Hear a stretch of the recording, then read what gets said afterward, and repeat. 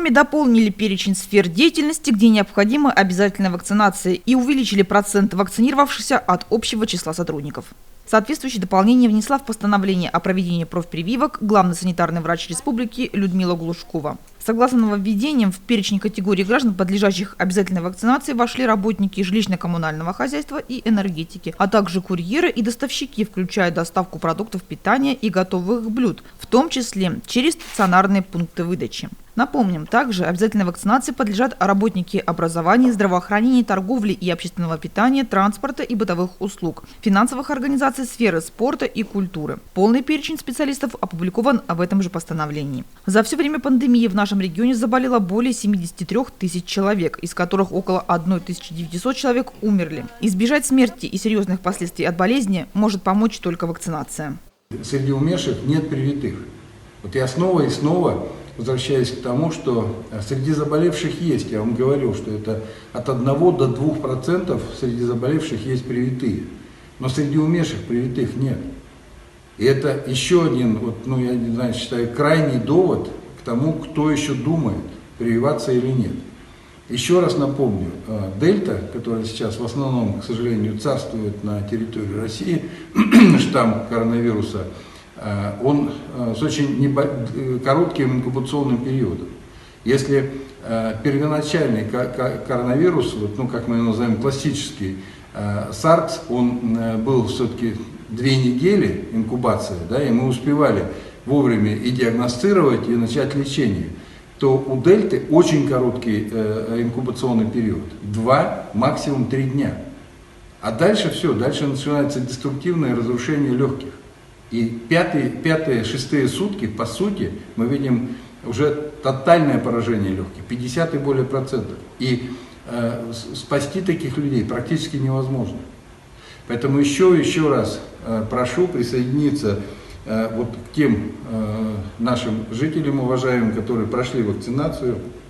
Их сегодня уже 260 274 человека, за что им огромное спасибо. И приходить и вакцинироваться. По запасу вакцины, повторяю, у нас огромный сегодня резерв по вакцине, более 157 тысяч доз. Поэтому, уважаемые жители республики, пожалуйста, приходите на вакцинацию. Сейчас руководителям организаций, индивидуальным предпринимателям, осуществляющим деятельность на территории Республики Коми, в сферах, где необходима обязательная вакцинация сотрудников, следует организовать проведение полного курса вакцинации против коронавируса для 80% от общей численности сотрудников. Привиться необходимо в срок до 30 ноября текущего года. Напомним, ранее было достаточно вакцинировать 60% сотрудников.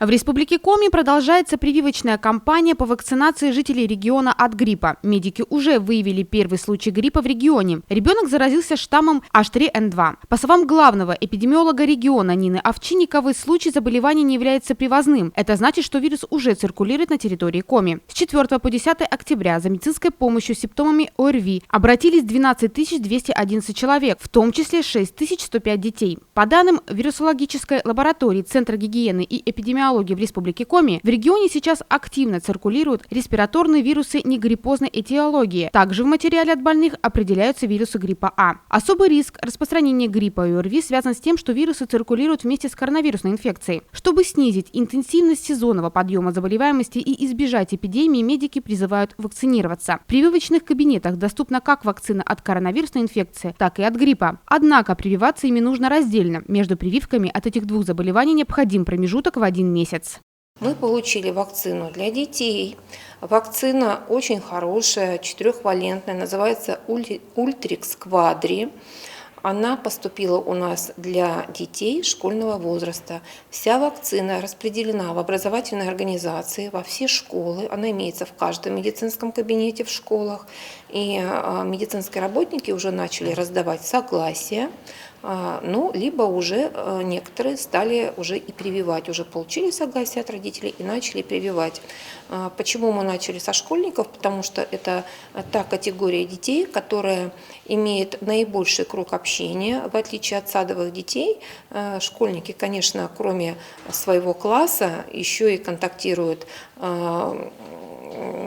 в образовательных организациях по доп. Образованию, занимаются спортом, да, и они как раз в первую очередь и вовлекаются в эпидемический процесс и заражают уже своих младших братьев и сестер. Поэтому в первую очередь, конечно, нам нужно защитить детей школьного возраста. Мы получили вакцину для взрослых, она есть в прививочном кабинете первой поликлиники. Вакцина называется Совигрипп. Эта вакцина нам уже знакома давно, мы ею работаем уже 4-й год, она довольно-таки эффективная, она не имеет каких-то ярких побочных постпрививочных проявлений, хорошо формирует иммунитет достаточно быстро, в течение 10-14 дней уже сформирован иммунитет против этого заболевания. То есть мы сейчас работаем на 2 глобальные прививочные кампании. Это ковидная и гриппозная.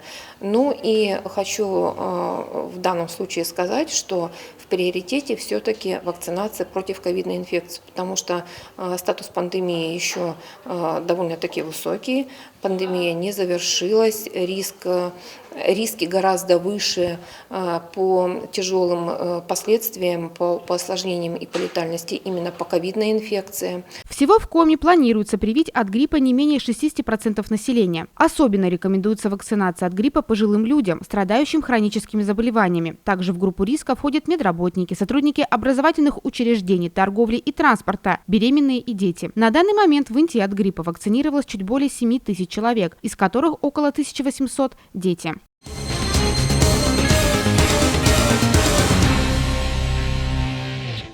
После проведения работ по ремонту теплотрассы на перекрестке Куратова-Дзержинского от жителей Инты стали поступать многочисленные жалобы на грязь и невозможность пройти по тротуару. Это такая улица Куратова. Раскопали, грязи навели, делать никто ничего не хочет. Люди ходят как хотят. По кустам. Уже тропы натоптали. На данном участке проводили ремонтные работы специалисты ПАО «Т+». В соответствии с ордером на проведение работ данный участок должен был быть приведен в нормативное состояние. Нарушенное асфальтное полотно заасфальтировано. Однако из-за погодных условий выполнить данные работы в текущем году не получится. Ну и оставлять в подобном состоянии участок нельзя. Руководство округа поставило перед Интинской ТЭЦ задачу очистить тротуар от грязи. Прежде всего, самые грязные и непроходимые участки были уложены геосеткой и засыпаны щебнем фракции 20-40. Данные работы безвозмездно в рамках социального партнерства провел индивидуальный предприниматель Владимир Воронин. Вот в этом году здесь ТЭЦ делал плановые работы и, к сожалению, закончил их очень поздно. Это было, может, неделю назад. Заасфальтировать уже, так началась уже зима, похолодание, не представляется возможным, и по просьбе директора ТЭЦ, по просьбе главы нашего города была некая такая помощь оказана, чтобы люди могли не по грязи ходить, а по чистоте, скажем так. Это время такое будет конструкция, на следующий год будет здесь асфальтирование. Следом, как нас заверили в ПАО «Т+», будет проведена чистка тротуара. Отсыпка щебнем станет временной мерой по устранению грязи. Что касается асфальтирования, то руководством энерготеплоснабжающей организации было принято решение о переносе работ по благоустройству этого участка на следующий год. Контракт на проведение данного ремонта между местным предпринимателем и ПАО «Т+» уже заключен.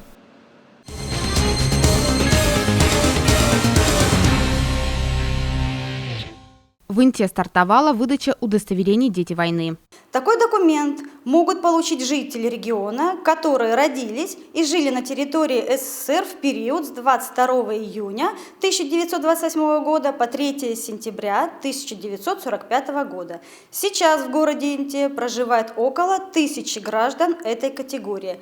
Для получения удостоверения «Дети войны» граждане могут обратиться с заявлением, паспортом и фотографией размером 3×4 в Центр социальной защиты населения по месту жительства на территории Коми.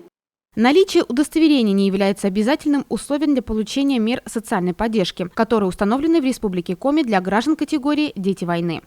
Все предусмотренные для данной категории меры соцподдержки, а это ежегодная выплата ко Дню Победы в размере 3000 рублей и мера социальной поддержки по оплате ЖКУ в сумме 600 рублей для жителей северно-природно-климатической зоны, предоставляются и будут предоставляться независимо от наличия у гражданина данного удостоверения. Специалисты напоминают, что прием граждан осуществляется по предварительной записи по телефонам 323 71 и 314 11.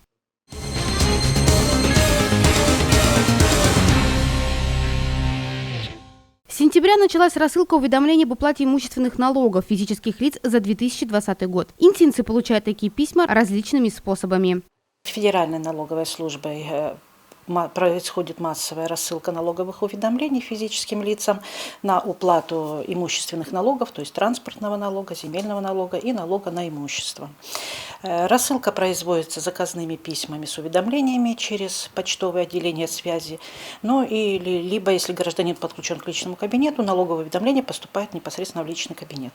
Через личный кабинет налогоплательщика, если, конечно, вы в нем зарегистрированы, можно оплатить налоги или распечатать уведомления. Кстати, наличие учетной записи в личном кабинете налогоплательщика может быть одной из причин неполучения почтового уведомления об уплате имущественных налогов. Налоговые уведомления могут не прийти в следующем случае. То есть, если гражданин относится к льготированной категории граждан, то есть имеет льготы по налогам, если налог на имущественные налоги исчислен менее 100 рублей, то есть впоследствии это будет все потом суммироваться, и будет включено в те уведомления и по срокам тех лет уплаты, которые будут, эти суммы будут вместе включены.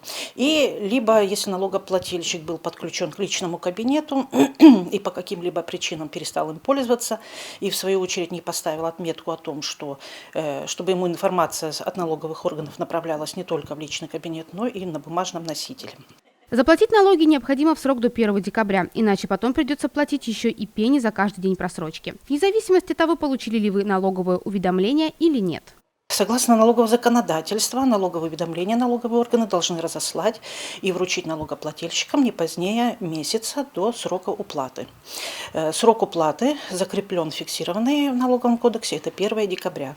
В случае неуплаты налогов до 1 декабря включительно, то есть со следующего дня, начинается начисление пени на сумму исчисленного налога в размере одной ставки, рефинансируемой по Сбербанку. Следующий момент еще хотелось бы отметить, что в случае, если налогоплательщики по каким-либо причинам не получили налоговое уведомление до 1 ноября, то им необходимо обратиться в налоговые органы. Можно сейчас обращаться независимо от территориальности, где на данный момент находятся, с написанием заявления и подачей заявления о том, чтобы им выдали налоговое уведомление, копию этого налогового уведомления. При себе, если вы посещаете лично налоговую инспекцию, то есть при себе необходимо иметь документ, удостоверяющий личность, ННН, желательно, можно номер просто ННН. И если вы хотите получить за кого-либо, то есть попросили вас там родственники заполучить, то при себе необходимо будет иметь нотариально заверенную доверенность. Уточним, что уведомление о начисленных налогах на имущество может прийти и несовершеннолетнему гражданину, если у того имеется какая-либо собственность. Часто и задают вопросы, что у меня несовершеннолетний ребенок, и на него приходят налоговые уведомления с исчисленным налогом. Напоминаю гражданам, что налоги исчисляются на то имущество и начисляются, которое находится у граждан в собственности, согласно представленными сведениями из регистрирующих органов, независимо от возраста. Даже если у ребенка есть какая-либо часть, либо доля в собственности, то, естественно, налог будет начисляться на собственника. В данном случае налоги оплачивают законные представители, то есть это либо родители, либо опекуны или усыновители. Для решения возникающих вопросов налогоплательщики могут обратиться в налоговый орган Инты. Инспекция работает с понедельника по четверг с 9 до 18 часов, в пятницу с 9 до 16:45, без обеда.